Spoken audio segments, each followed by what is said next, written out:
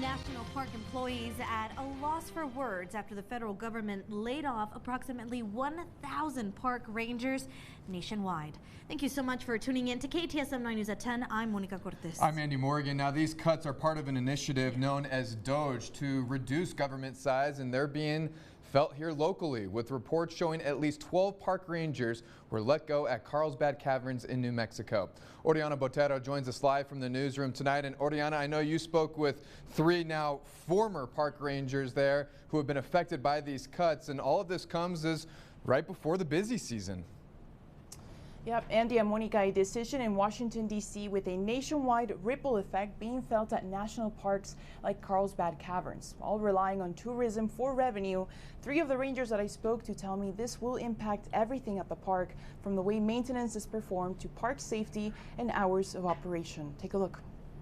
It's really difficult to describe the anguish that you can see on people's faces when they're told that they have to walk away from the job that they absolutely love dearly. Josh Barnes moved to New Mexico in October of last year, hoping to build a career with the National Park Service. 4 months later, that dream came to a halt with a termination letter from the U.S. Office of Personnel Management.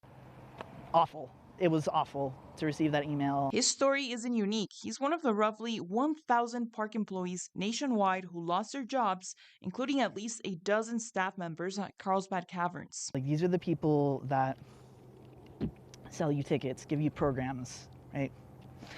They rescue you from trails if you fall and break your ankle. The federal government says the cuts are part of a cost-saving measure, but some experts question the long-term impact. I think as with all the cuts across federal agencies, just removing layers of the workforce does minimize some of the costs, but it doesn't really get into the intricacies of what goes into all of these operations. The National Park Service across the nation generates millions of dollars. Can you talk a little bit about what this is going to mean for maintenance, law enforcement, wildfire associations? We're deeply concerned about the threat that this poses to those local economies if people come and our parks aren't ready to accommodate all of those visitors, especially with all these visitors coming during spring break, because of course that's the busy time of year. The park has already canceled 3 ranger-led tours inside the caves after losing at least 8 interpretive rangers.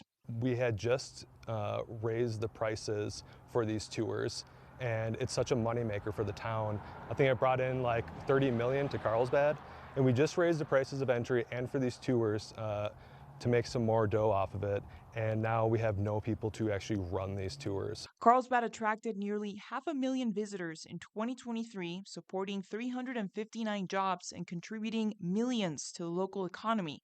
Now those revenue streams may be in jeopardy. The only reason they can do it with less staff is if those staff are taking on more work than they are ever going to get paid to do. And that is an absolute sort of soul-crushing amount of responsibility and work to put on a person that would eventually result in people leaving due to burning out, and that would end up killing the Park Service as well. But for many of these rangers, this job wasn't just about a paycheck, it was about a calling. All of us chose to take this pay cut, chose to be here, because we believe in a form of mission. It doesn't necessarily have to be the National Parks mission, it could be a personal mission.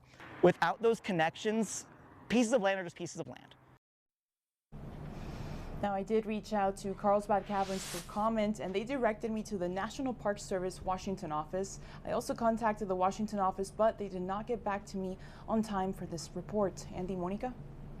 Oriana, thank you. But quick question. The National Park Service says that it plans to hire up to 7,700 seasonal positions this year, but I know that some are worried that this is not such a great plan. Can you explain on that? Right. So former rangers and analysts tell me the National Park Service is boosting seasonal hiring to address staffing needs. But from what they tell me, the hiring process and training delays could take months. And with spring break and summer right around the corner, this is raising questions about how parks are going to adapt. Monica. Thank you so much, Oriana. Oriana Botero reporting for us from our studio.